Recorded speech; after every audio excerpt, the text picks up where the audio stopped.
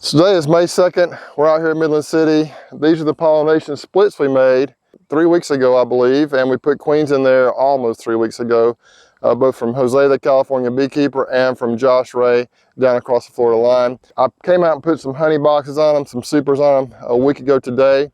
We'll see how they're doing. And then I'm gonna go to the different bee yards and kind of do a little spot checking here and there, maybe add a few honey boxes of draw and comb, maybe mix and match a few things here or there, but not gonna do a lot of actual deep inspections on hives today. I've pretty much got that stuff straightened out, I think, the way I want it. Just gonna go and do a little bit of kind of touch-up work today. Let's get started. Okay, looking at them, you'll see the ones like this that have a deep and then two mediums. But probably some of the ones that were looking a little bit stronger, it's a little more brood. I stacked them up a little bit more. This one over here just has one medium super on, obviously not quite as strong probably. And then over here I have one that just has a deep, so really probably not doing super great. May have been just a weaker split from the start. And so you'll see there's kind of all different shapes and sizes out here. None of them have more than 2 mediums on there. The top box on almost all of them, I believe, is draw and comb, probably 9 frames. On some of them I tried out Gus Mitchell's technique. I actually put 1 frame of foundation in between 9 frames of draw and comb. Maybe they'll draw those out faster. And some of these bottom boxes are actually just straight up foundation, triple wax Pureco frames in there. And so I just randomly picked this one right here. Let's see if the bees have worked their way up here. They're just starting to.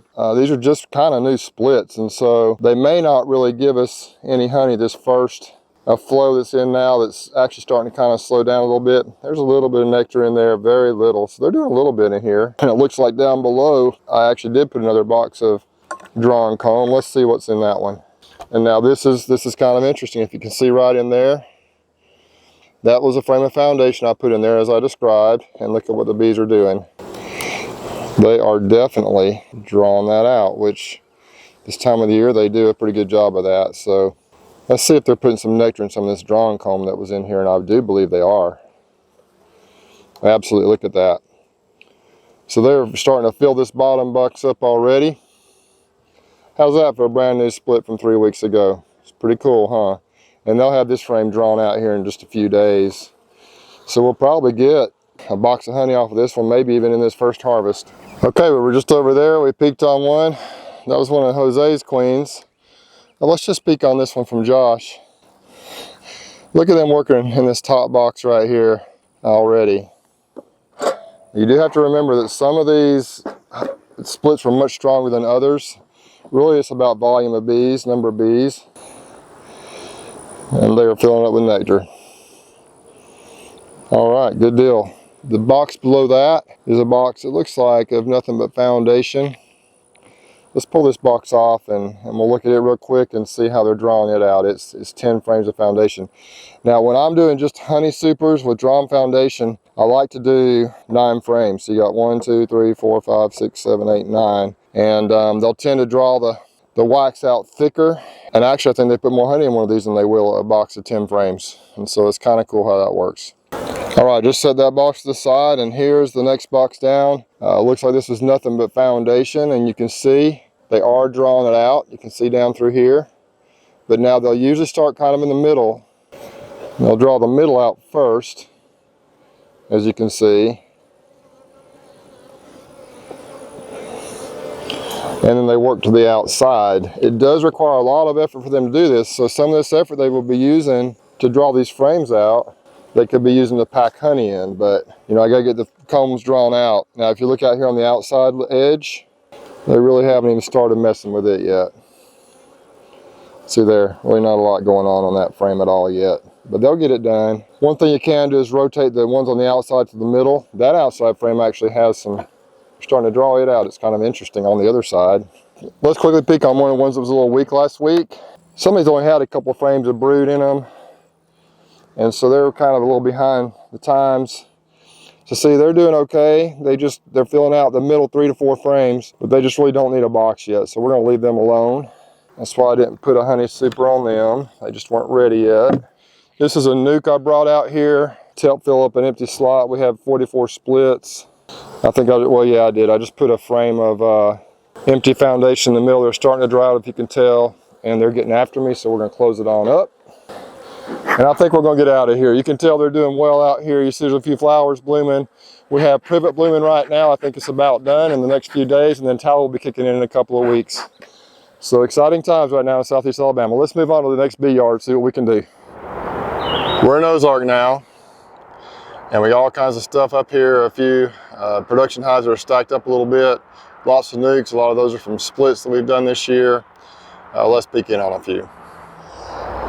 A week ago, this one was in a double stack nuke, and I put them in a double stack 10 frame. I wanted to see how they did. It's kind of an experiment. I usually don't quite stack them up like that. I checkerboarded the foundation in. I think I put some Premier foundation in these. Just eager to see how they're doing. Ooh, I hear bees. Oh man. So I'm kind of excited about what I'm seeing already here. Look at all those bees up here in this second box. The black frames in this one in the middle here are the frames I think that were originally in that nuke. Many of these black frames I think they have built out probably this spring.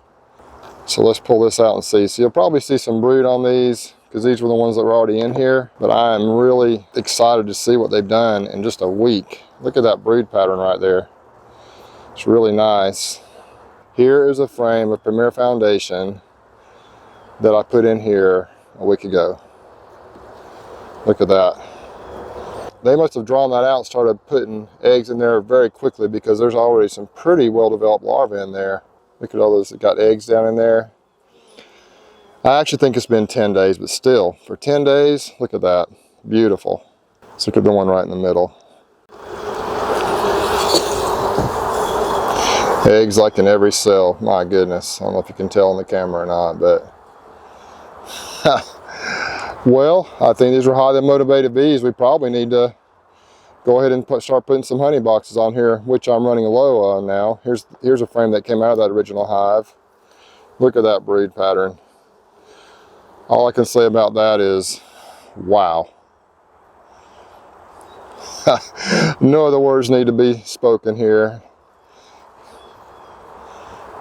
So the Carniolans typically, in my experience, are a little slow in the wintertime.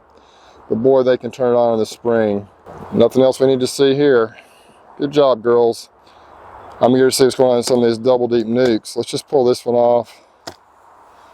Yep, oh my gosh. And some of these weren't looking all that impressive 10 days ago, but man. This one's one I think I pulled a frame up in the middle from the bottom. And here, this one was probably just a empty frame when I put it in here. Look at this. Look at what they've done. There's nothing wrong with the Pureco triple wax frames. I've used those primarily for several years. I've been happy with them. Just thought I'd try some Premier this year. This one right here has a brick up. That means I probably felt like I needed to give them some more space, but I didn't. So let me see what we got here. Yeah, this would be a nice little nuke to sell right now probably. You can tell they've built a lot of wax out down in there. I'm not sure why I didn't give them more space when I was up here. Oh my gosh, I've got to get some more space on these. Look at that brood. It's an old frame right here. A wire with wax foundation. They've got this thing packed out. Next frame over, very similar. You can see there's brood all down in there.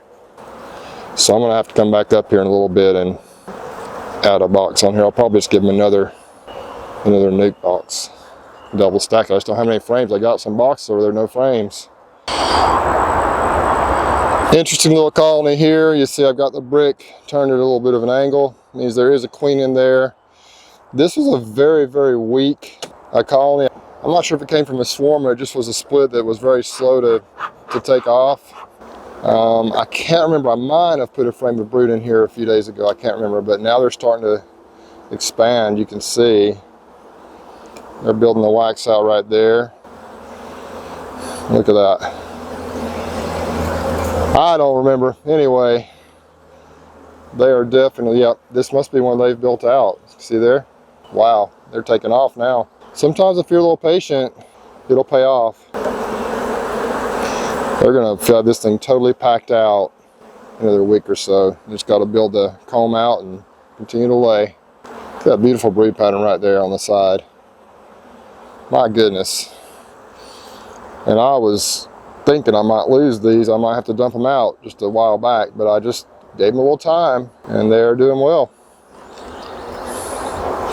I will add that up here in Ozark, I've utilized Earl, the Hillbilly Beekeeper's peppermint technique. I've put a peppermint in each corner of each hive. One time I went through and did it in all the boxes, and last time I was up here and put it like in the corners of any boxes I removed or the top box. And we're gonna see how that works on the beetles this year. Look at that.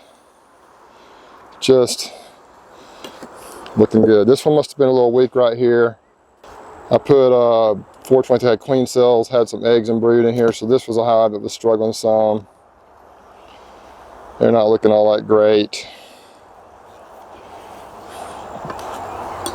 Put the brick back like that. I think I can go ahead and turn this one like that because they're doing good. If I have them straight across, that means it's a strong hive.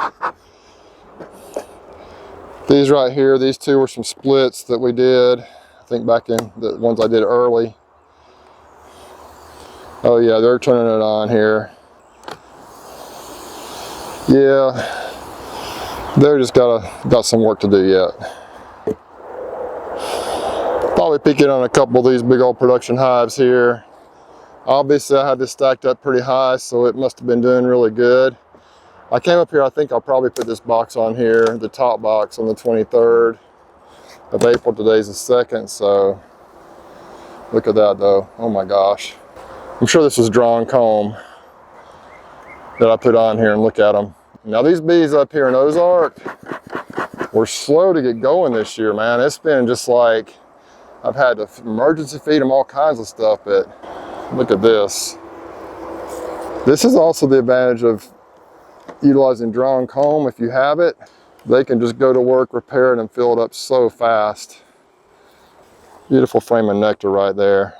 I'm starting to cap a little bit of it in the middle, but my gosh, I was worried this year a little bit, but obviously we're gonna have some honey.